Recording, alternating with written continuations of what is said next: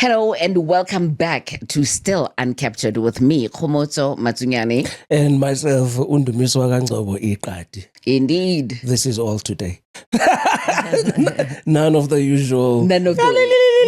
It's okay. Shep, you've got a cold. I've got a cold. The weather's been very iffy. Yeah. It's either very, very hot or very, very cold because of the rain. Yeah. And so it's don't also come too close. And it's also, like my first cold in about 4 years. Wow. Which I saw my immune system is struggling a little bit. It's kind of shot to hell. Because it's always just been happening, getting a lot of help. Eh? But you know what could help?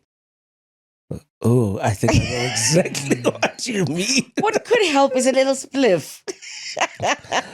And what makes you think that I haven't thought of this wonderful, splendid idea? Today we're talking about marijuana, Dagga, Ntango, Matekwane, right? Yes, Dagga. Exactly. Yes. And in our studio we have Myrtle Clarke, who is one half of a very famous couple called the Dagga Couple. Myrtle, welcome to the show.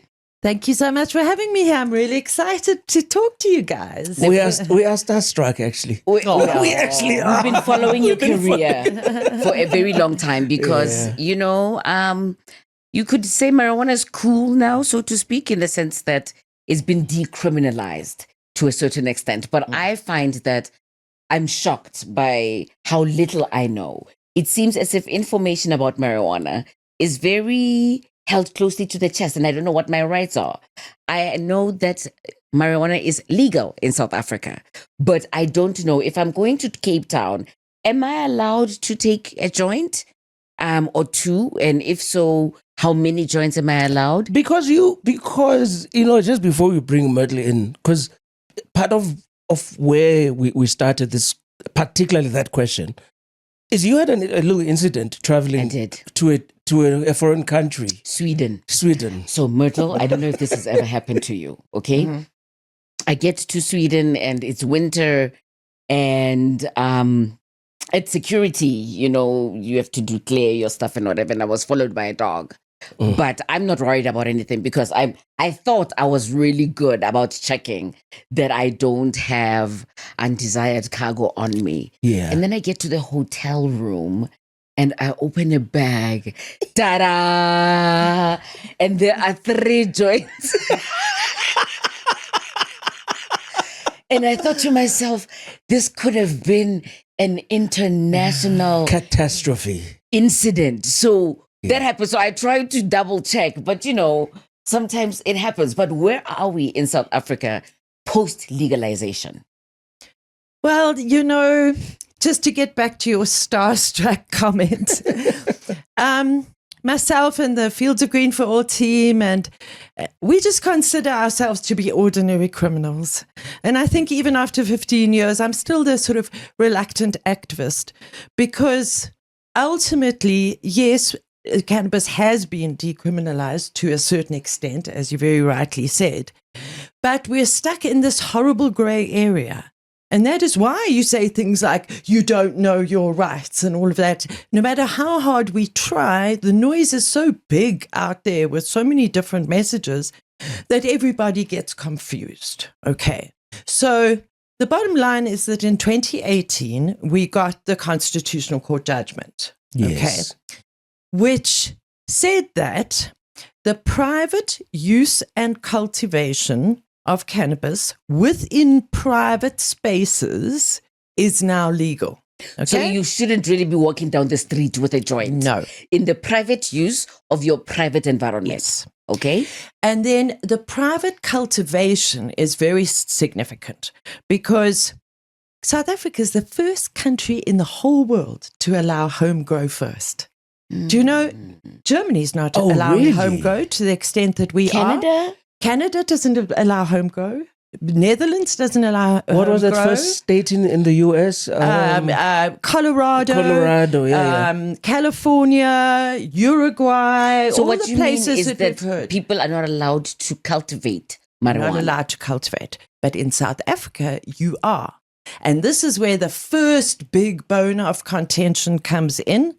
Because as we sit now in this dreadful grey area with all of these mixed messages, there is no limit on the amount of plants that you are allowed to grow within your private space. Now, this is what the police don't know, and this is what the majority of the South African public don't know. Why was I under the impression that you're allowed So there's no limit to how much you can grow? No. So how about if I have a hectare of land and I want to farm it and grow marijuana? Am I allowed to do that? As long as that is designated as your private space, yes, you are allowed to do that. That the police coming in and saying, "Oh, you must be dealing because there's so many plants," it's just not the law yet. Because you see, in South Africa, and rightfully so with our constitution, our amazing world-class constitution, the division between court and state is very clear. Very, very clear in our constitution. So the constitutional court only deals with the constitution, highest court in the land. What is constitutional? So that deals with all of our constitutional rights. It doesn't deal with the nitty-gritty of the law. So it is not up to the constitutional court to say you may only grow 8 plants.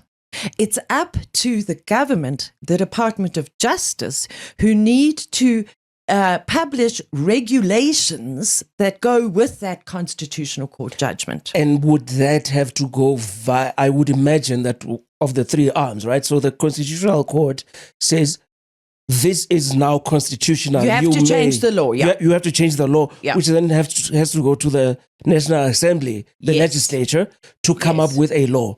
Yes. Insofar as that link, since 2018, has there been a new bill or act promulgated around?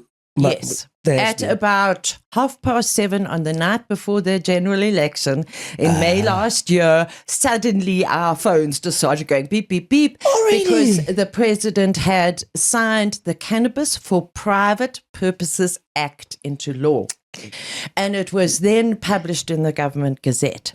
But we still don't have any regulations. So they've changed the law as per the instructions of the Constitutional Court. They needed to amend the defects, as it were. So it is no longer illegal for the personal use and private cultivation of cannabis in South Africa. But all that nitty-gritty, Constitutional Court can't say you have to change the law in this way or in that way. They can only say you have to change the law. So off it went to Parliament, and then we waited and waited and waited from 2018 to October 2020, right in the middle of all the lockdowns and everything, when they published the first version of the bill. So then it was a bill and it was up for discussion, and we must have appeared in the Portfolio Committee in Parliament about 5 times over the years, from 2020 to 2024. And eventually we got an act that, although still flawed, it was the best version because we'd gone through all 3 major versions of this bill. So the act has been promulgated, but the act still can't say how many plants you can grow.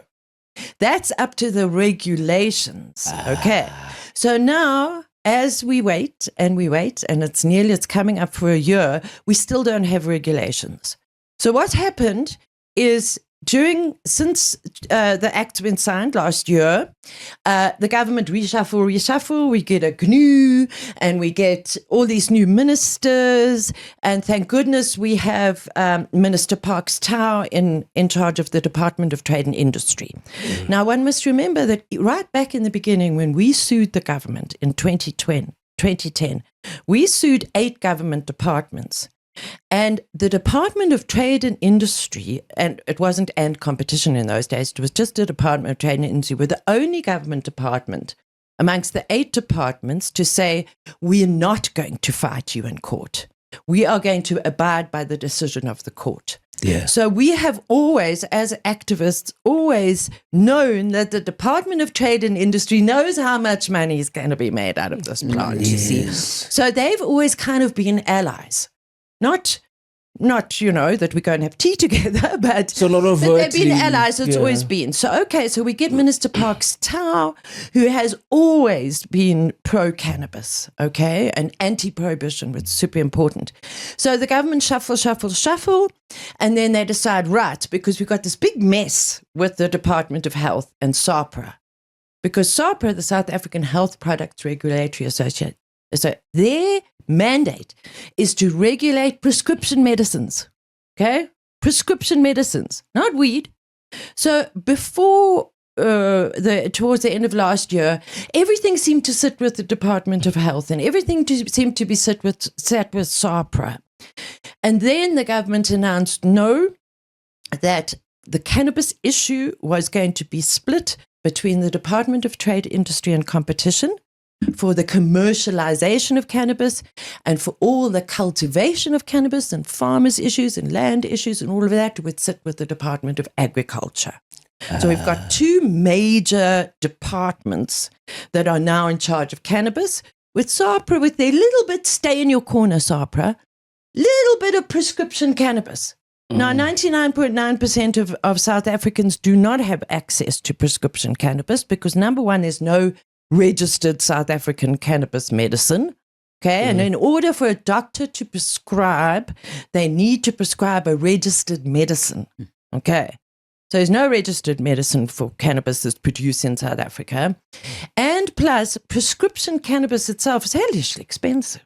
You rather go down to your traditional healer who's got some growing in their yard with all of their other herbs, and you can get that at a reasonable price.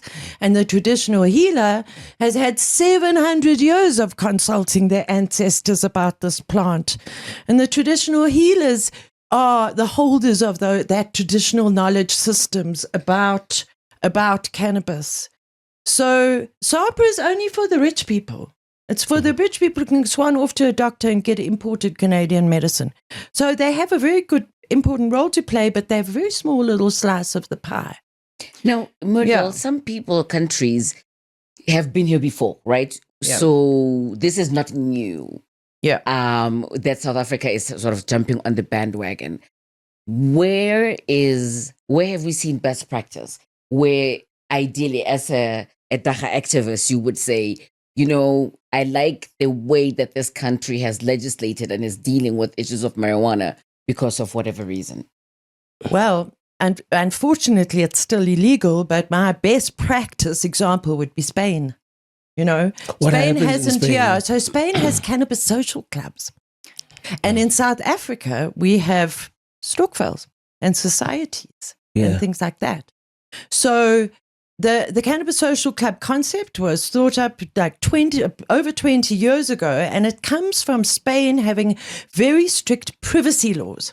Now, we've got the Cannabis for Private Purposes Act. So that's why our laws align with Spain the most of anywhere in the world. Because, Spain was under a terrible dictatorship, the same way as we were under apartheid. When they got rid of Franco, they wanted to make sure that people's rights would never be violated like that again. So Spain has this amazing privacy laws and laws like we have of freedom of association. So there's a definite alignment. We don't align with Canada, where the government controls all of the weed. We don't align with Uruguay, which is a very small country, but where the government grows all of the weed. They were the first people to legalize adult use cannabis, and as we sit here today, 80% of cannabis that is traded in Uruguay is done on the unregulated market. And so in the Caribbean, where we know Dagga use is rife, Jamaica and all of that, is their system closer? Is the model more or less the Canadian model? How do we measure up to like a Jamaica? Well, your podcast is called Still Uncaptured, yes. And I thought that was wow, when I got the WhatsApp to say, I thought, wow, that's amazing. Unfortunately, Caribbean cannabis was captured very early on. And they had what is now called the Great Failed Jamaican Medical Cannabis Experiment. And what happened was the Canadians moved in there big time to try and get all of we call them the CARICOM countries, to grow their weed for them because they got much nicer weather than up in Canada. And they tried to pass medical cannabis laws, and it just didn't work, because as is happening in South Africa with the facilities that have been able to get licenses since 2017, what happened to the rural farmers? And even if you go all the way back to the 17th century, our history, it's good that you brought up the Caribbean, Yes. our history lines exactly down to the year of the history of cannabis prohibition in the Caribbean, and the history of cannabis prohibition in South Africa is one and the same history, because we grew sugarcane in what was then called the Natal province. Yes. And we know that one of the main crops in places like Jamaica is sugarcane. And in order to grow the sugarcane, they brought over the Indian slaves from India to work in the field. Indentured labor. The indentured laborers. You see? Same thing. The boats left wherever in India, and they came to South Africa, and they went to Jamaica and South America. So there hasn't really been any progress in the Caribbean countries. They're still fighting prohibition just like we were before 2018, which is very, very sad, because they have the same rural farmer issues, on the smaller islands, places like St. Vincent and the Grenadines, British Virgin Islands, places like that. These islands rise out of the sea like this, and they're mountains. And what's happened because of prohibition is the farmers have gone further and further up into the mountains to guerrilla grow, Yeah. And it's caused terrible ecological problems and problems to the environment, when the better place to grow would have been down at, on the lower lying levels where the rivers are flowing, there's water and all of that. So one can't ignore the history. One can't ignore apartheid and the fact that this is the last apartheid law. You've had 31 years to sort this out. And no, because of the churches, the ANC government hasn't decided to rethink it.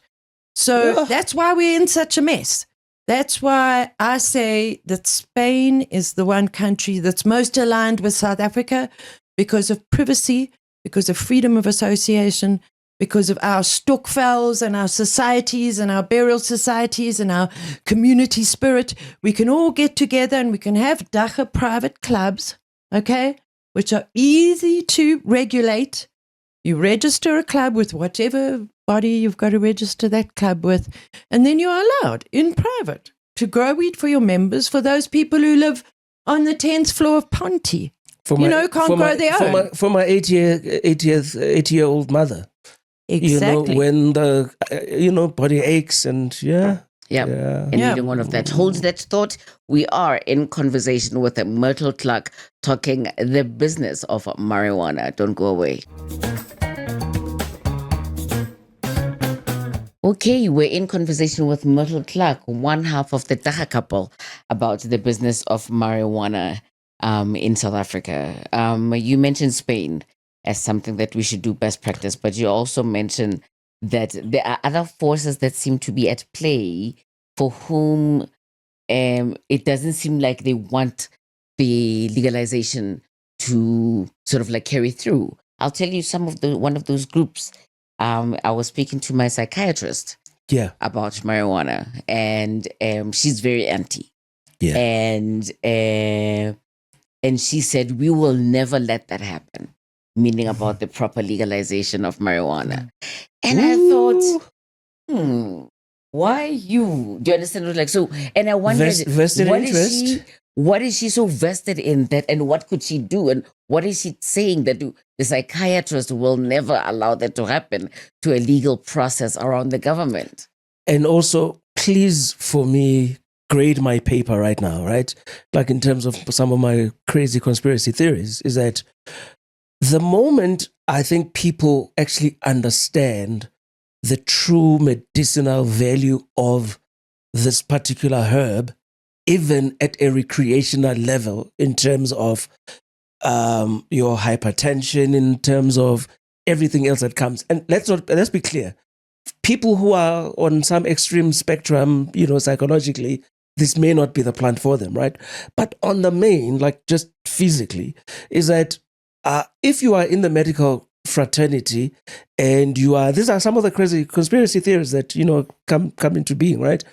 Is that Big Pharma may not necessarily be happy about this plant because it might, if the rife use of it might actually start infringing on profits for medicine. It's a conspiracy theory. Inevitably. So as you answer her question, grade my paper as well. Okay. -1 for calling it recreational.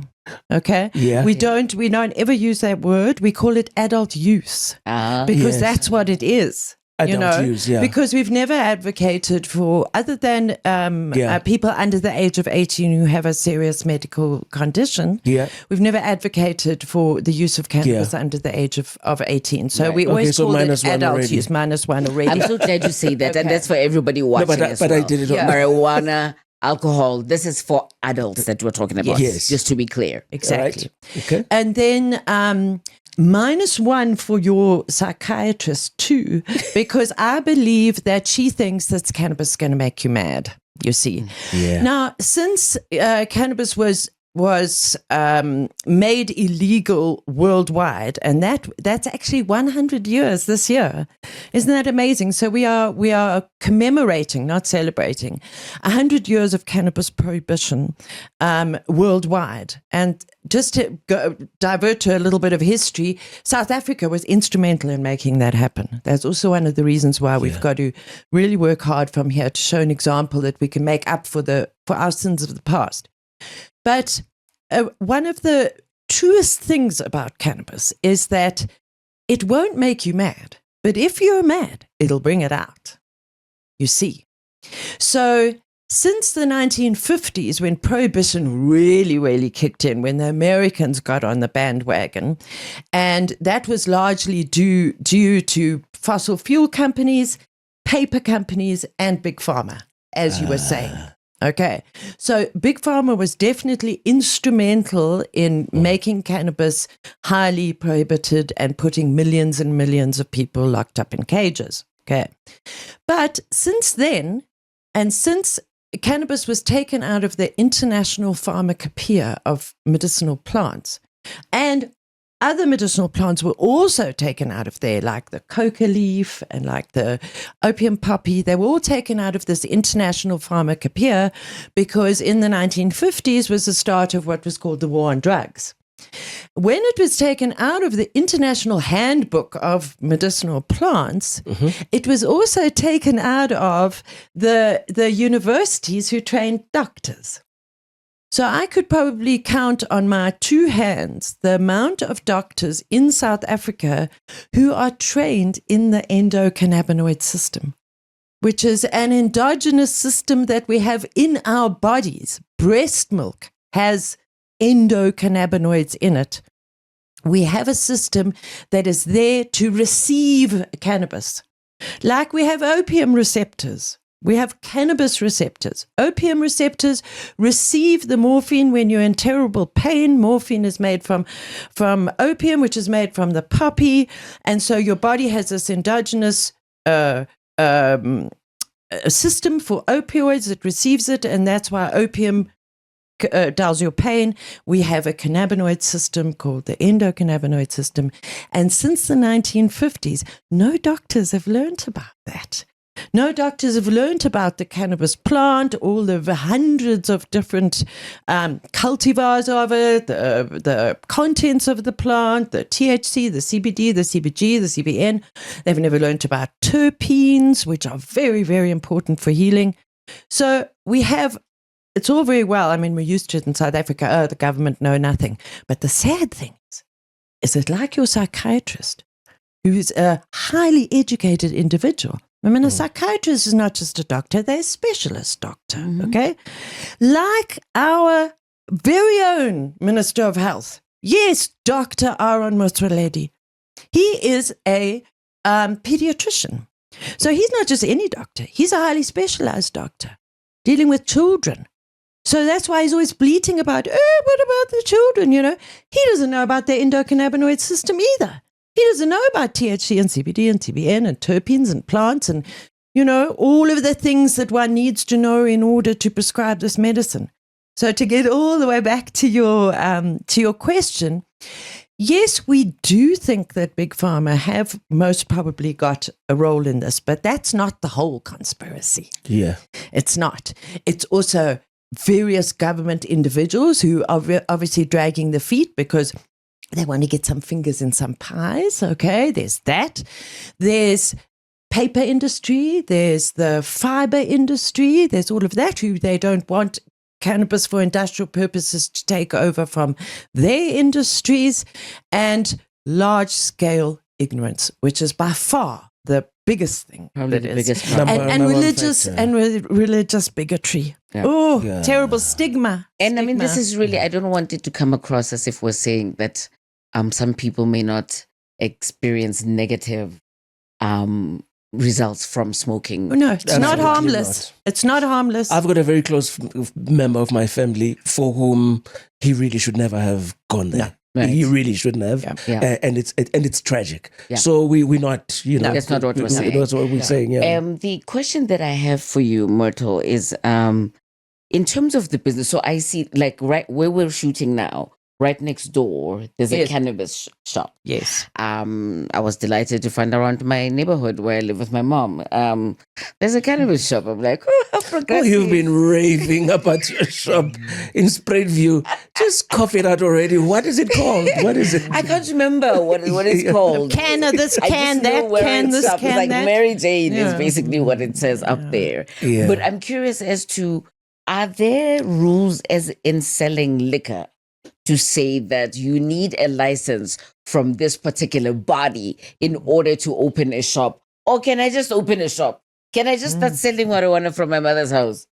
She won't appreciate it. But So right now, let's assume someone's got a stash of marijuana and they want to Right. start. Is there anything prohibiting me from just deciding I'm setting up a shop and I've registered a business and Yes, the fact that trade remains completely illegal in South Africa, and it says so in the Constitutional Court judgment. It said that the government is only, according to that judgment, allowed to regulate the personal and private use and cultivation of cannabis. So this is really the bottom line of how things have gone so terribly wrong at the same time as going so terribly right, you know? So, every single one of these shops that I Yes. see all over the place. Yes. you can just set it up. So And They're people, I guess, are illegal. taking their chances, right? Yep. Because it's a remorse. Nobody knows what's going on. It's unregulated. There isn't the marijuana association for whatever. It's coming. That has been set up where they go and like they do with spaza shops. They just started with spaza shops, for God's sakes. Yeah. So when they're going to start with marijuana, I think that it's a mess right now, and you might as well, if you want to try getting into the industry, try now, because we don't know where the rules are going to go in the future. But you might as well take your chance. Well, you might as well make sure that you've got lots of big stash of brown envelopes under your counter, because, and I will say this, and I don't care what anybody says, but every single one of these shops is either exploiting a loophole, which is called a Section 21 that they get from SAPRA, okay, which we call the lie to get high. I like that. Because I've got such a backache. Oh dear, my period's bad this month. Oh, my head, you know. Oh, just sign on this piece of paper and you can buy as much weed as you like, you know. So that has been something that has been exploited with SAPRA. Section 21s are a very, very important thing because it allows people to get treatment with not unregistered medicine. So, for example, it was all over the news a few months ago. There was a woman in Durban who had a very rare form of cancer. There was some experimental treatment in America, which wasn't registered here, and she got a Section 21 to be able to import that unregistered medicine for her rare cancer. That's why we've got Section 21s. But what people are doing, together with SAPRA corrupt officials, okay, is saying that they are issuing Section 21 permits. But the thing is that you have to first make an application, which has to then be accepted, which can take months. You and your personal doctor have to make that, stating your condition and everything. Then you have to be registered as a Section 21 patient. Then you have to pay 600 Rand, okay? And that permit only lasts for 6 months. And then at the end of 6 months, you have to apply again, pay your 600 Rand again, wait for it to be accepted, and then you can get, but then it's unregistered medicine. And cannabis flower can't be classified as unregistered medicine, because for cannabis flower to be prescribed, it has to be grown under very specific conditions. And that plant has to be identical every single time they grow it, so that you know if you're going there for your epilepsy, that you're going to get the same flower that you're going to smoke, because smoked flower is good for epilepsy, every single time, you see. So that's the lie to get a high, Section 21 loophole. Okay, that's the one thing. So if you are getting cannabis from a shop and you're not paying 600 Rand every 6 months, and you haven't got a permit from SAPRA together with your doctor, and that cannabis that you are buying from the shop is not dispensed by a licensed pharmacist, and your premises is not licensed as a pharmacy, you're breaking the law. And for the rest of them, brown paper envelopes. I know of one establishment near me that's paying 10,000 Rand a week to the cops. And isn't that helping our situation just nice? 10,000 a week. 10,000 a week. That's how much money these people are making. God. Whereas we at Fields of Green for All, which is our NGO, scraping together to try and get regulations so that we can proceed and that everybody can be legal. Tell us more about your organization. Yeah. And Okay. the first thing I've got to say is, like, I want to acknowledge your partner. Thank you. Who was killed so mercilessly. Was a victim of crime a few years ago. And you were in the house as well, yeah? Yeah, he was shot in the bed next to me. Yeah. Yeah, so I'm really sorry. So I honor his memory. Thank you. Because he was a fighter like you in this particular regard. But I'm wondering, what would you, as an activist, as a Dagga activist, what would you like to happen in regards to marijuana legislation, proper legalization, licensing, inclusion of small crop farmers? Remember how the cops used to love going to the Eastern Cape and spraying the crops out, and like, where are those? I always wonder when I'm going to these shops, but where's that guy? Yeah. And what kind of weed is he growing? The guys of a village in KZN, in Bergville, called Enzangwini. Yeah. That has got a history. There's even a play. It was in the then Natal Playhouse about what happened when the community stood up and said to the cops, "You are not going to burn our crops," and what happened to those people and that war. So she's asking you, Myrtlelandia. You know, like Trump, Trump has got his own country. This is now your country. What does it look like? Does it look anything? Is your starting point sort of like the Spanish model? What would you like to see? My main aim is to stop the cops, because nobody hates the cops more than I do. You know, nobody does. Jules's murder, it's now going to be 5 years in July, and it's never been investigated. And, you know, I'm not alone. There's hundreds of thousands of people like me who have lost their loved ones to murder, who it's never been investigated. You know, what about the parents of drive-by shootings in Mitchell Plain? You know, and I also do this in memory of the Bergville 17. You know, when they tried to defend their fields, there were 17 men who were rounded up. They just rounded up whatever men they could find in that village. They put them on a train to Pretoria and they executed them. And there's an amazing historian at Wits University who's written the story and published papers about that. I do this for the Mpondo land farmers, you know, because we were down there. We heard a few weeks before the helicopters arrived in 2015 that they were planning to come. And we said to the farmers, the minute you see those helicopters, you phone us. And they phoned one afternoon, and we got in the car and we drove to Port St. John's. And we documented that whole thing, and we made a big fuss, and they've never been back since.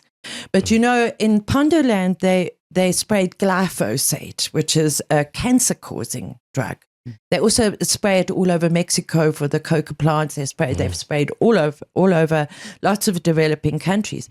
In Bergville, they sprayed Agent Orange, which was what they used in the Vietnam War to clear the jungles, you know. So I do this, number one, to stop the cops because I hate them so much, okay?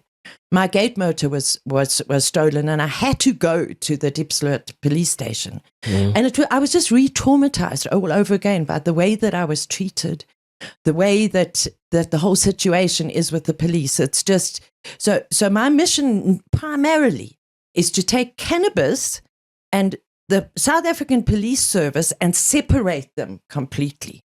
Okay, so nobody can ever be unnecessarily arrested for cannabis ever again in South Africa. And how you do that is, you mentioned a cannabis association. So we're busy setting up, and it's already registered, but speaking to the DTIC about SACHIDA, which is the South African Cannabis and Hemp Industry Development Association.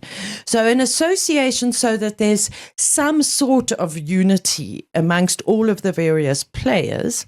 And then within that association, there needs to be what we call the ombudsman. And bud is in capital letters. Okay. So the ombudsman can, if there's a problem with weed, okay? So my neighbor comes and steals my cannabis, and oh dear, my neighbor came and stole my cannabis. I'm going to go running off to the cops. No, you're not. You're going to go to the cannabis ombudsman and you're going to say, listen, I've got this situation. And if the cannabis ombudsman can establish that harm has been done, because at the moment, too many plants is not harm.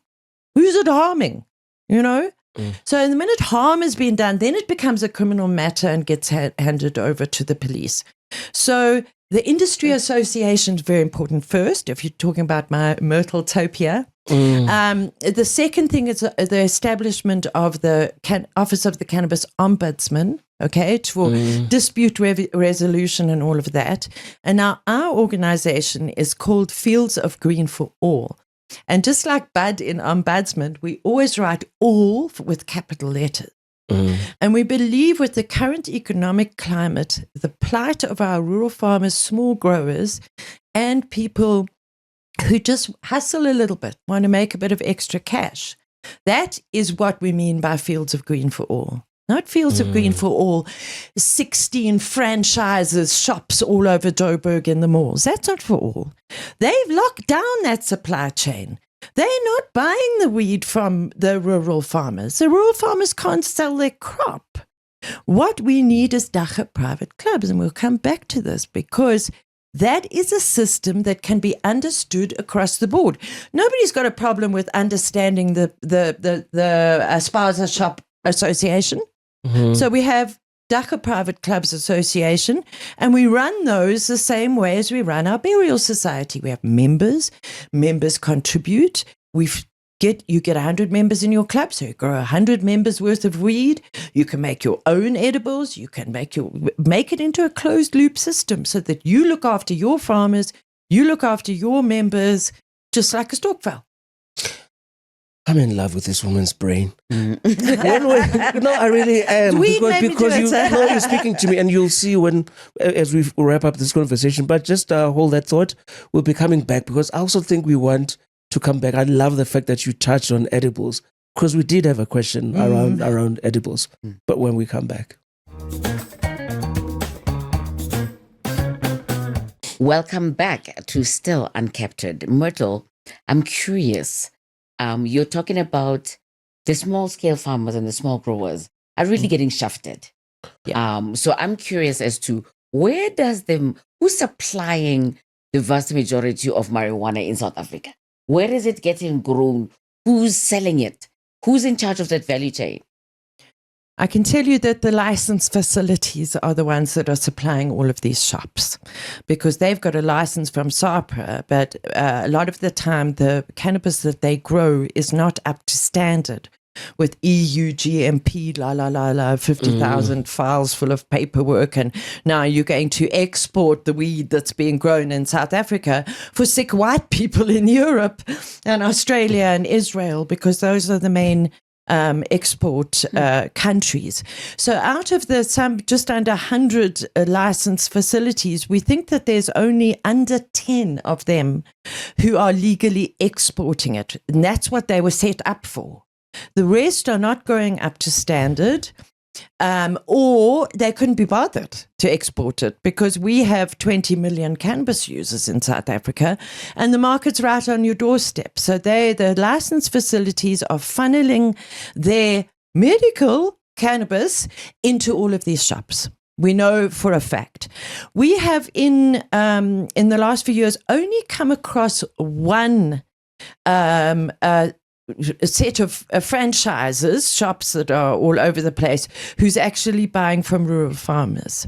And I know that same franchise is also getting some of their weed from Swaziland, which makes me really, really happy, because I feel for the Swazi growers. I feel for the Basotho growers so badly, because you know that those farmers in our in neighboring countries were also making a lot of money out of us in the old days. And where's it left them? Lesotho has also got this nonsense about medical cannabis facilities. Right. But you know, in all the years since 2016 that Lesotho had made medical cannabis legal, they've still arrested their citizens in the street. And they still haven't got a solution since 2016 for their rural farmers. So I can tell you with no doubt whatsoever that it's the licensed facilities that are flooding these shops, for sure.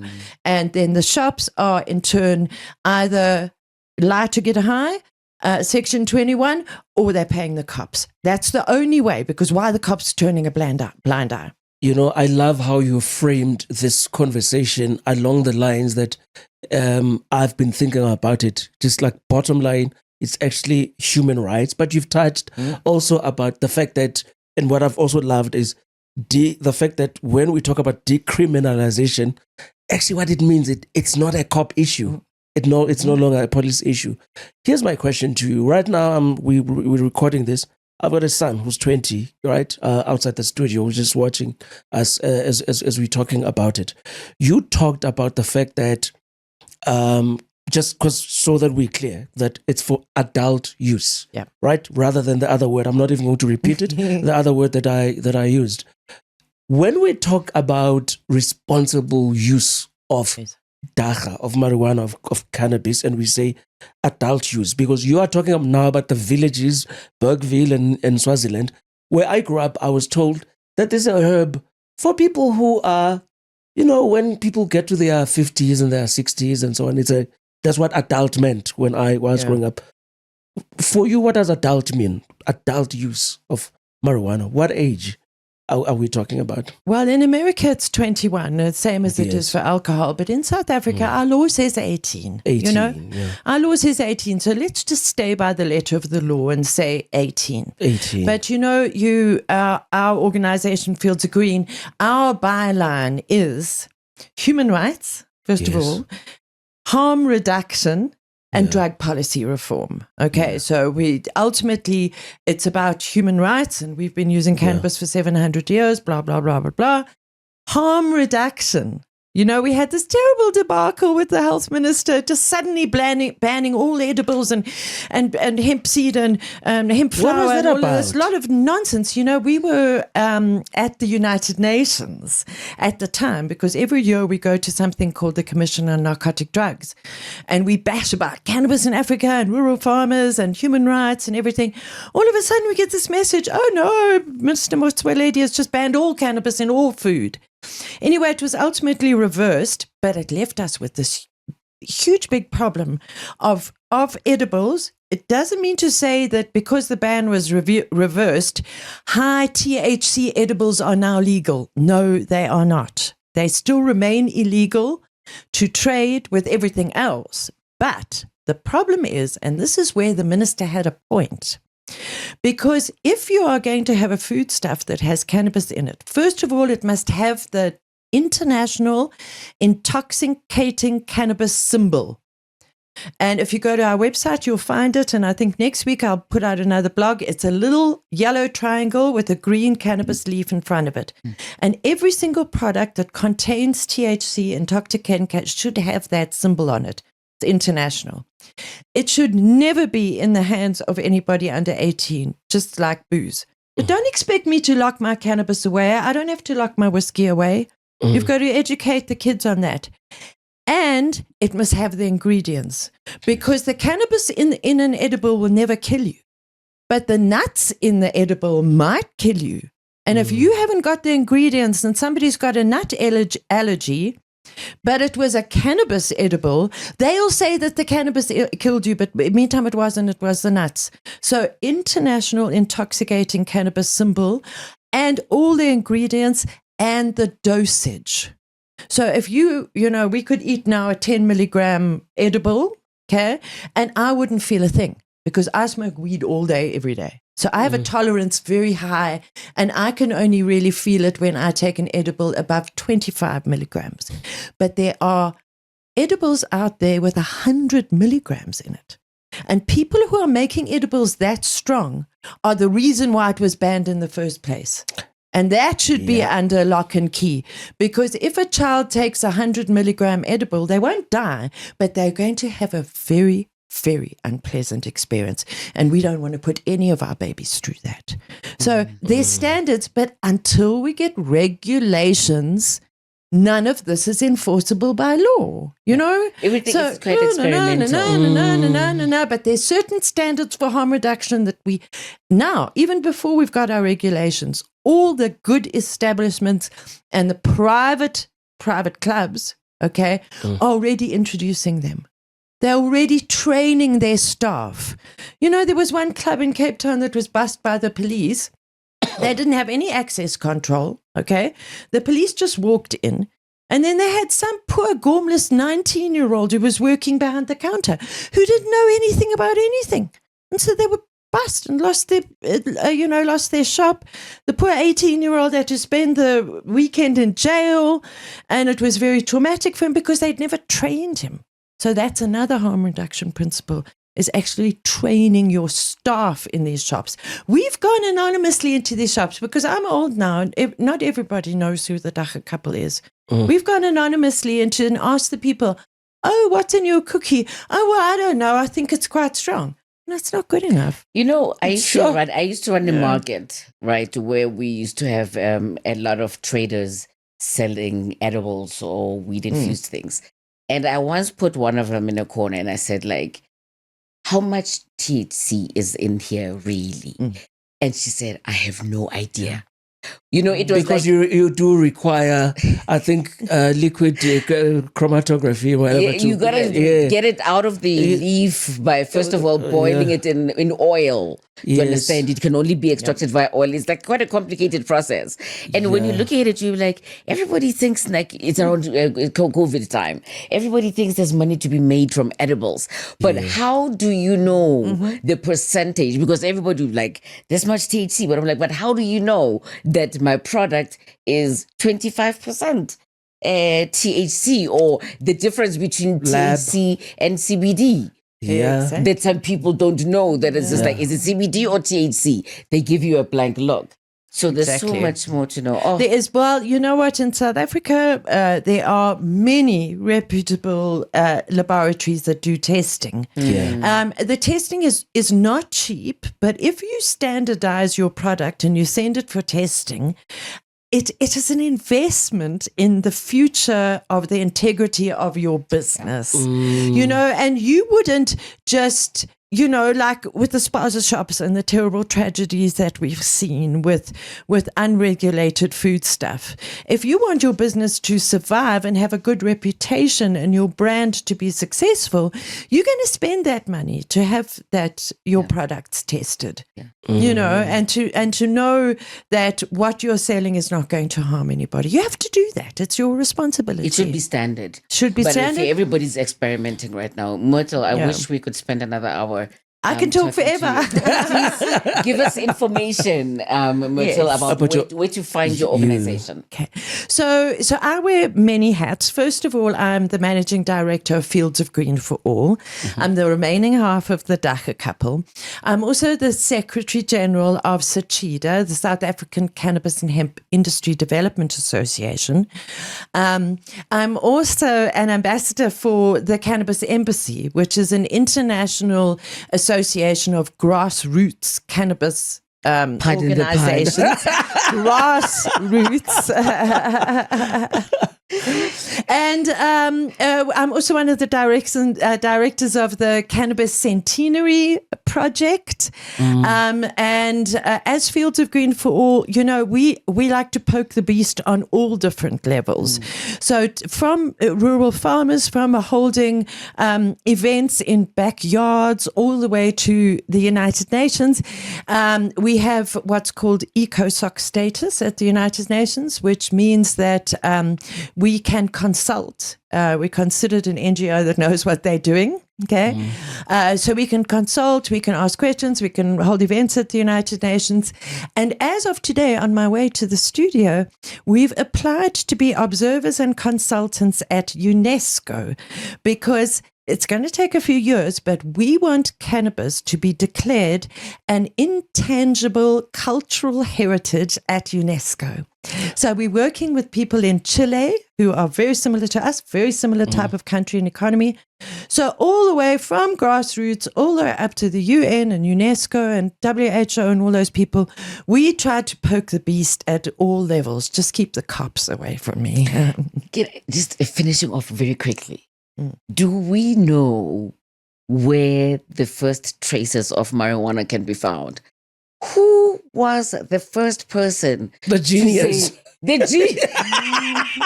genius who saw this plant and thought, I bet if you smoke it, it'll be nice. Especially seeing as it smells so nice. I think it was some, maybe about 6,000-7,000 years ago, some poor hapless Chinese shaman, because in those days I think that was the shaman's job. Oh, look, there's a mushroom. I wonder if you can eat it. Well, he's the shaman. That's his job. He has to eat it, you see. So I think it was some Chinese shaman who might have thought that one can ingest this plant somehow. It was the Indians who first started smoking it. But I think it also comes from in northern India, they rub the plants to make what's called charas. And rubbing the plant will release the oils, and the oils are absorbed in the skin. So they might have been rubbing the plant to get what would have been medicinal oils in those days. They would have been using it because it makes them feel better. Okay. And then they must have realized, oh, I feel rather nice after being rubbing those plants in the field all day. So there's lots of theories, but I know that in South Africa, we've been using this plant for documented over 700 years. And we just need to sort out this mess now. It's really quite simple. Fields of Green has got the whole roadmap sorted out since 2010. We know what we want. And what's the most important thing is that I'm not sick, okay? I'm 58 years old. I'm incredibly healthy. I'm not sick. I don't want to make socks, okay? I'm not a Rastafari person who wants to use this for medicinal purposes. All of those people's lives are super relevant. I just want to get high and just leave me alone. Please, go away. Leave me alone. Let's all make some legitimate money. Let's get the cops to catch the murderers, and let's just move on with this issue. Amandla. Myrtle Clarke. Contact her and contact us on all our social media. Until next time, see you then.